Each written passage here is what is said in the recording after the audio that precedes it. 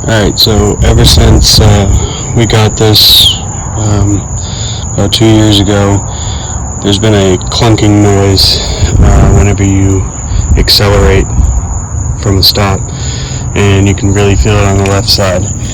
When we got it, we had the struts. They were all worn out and pretty bad, so we replaced those and didn't change.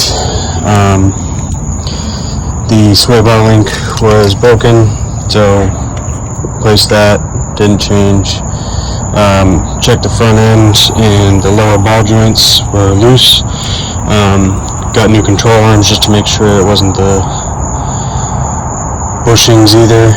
Just put the control arms in, and it's the same exact thing. And then come to find out, that is what it is the motor mount on the left side.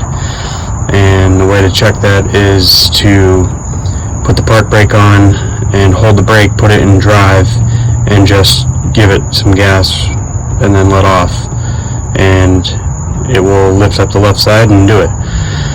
And that way your whole suspension is not moving, so you know it's not the suspension.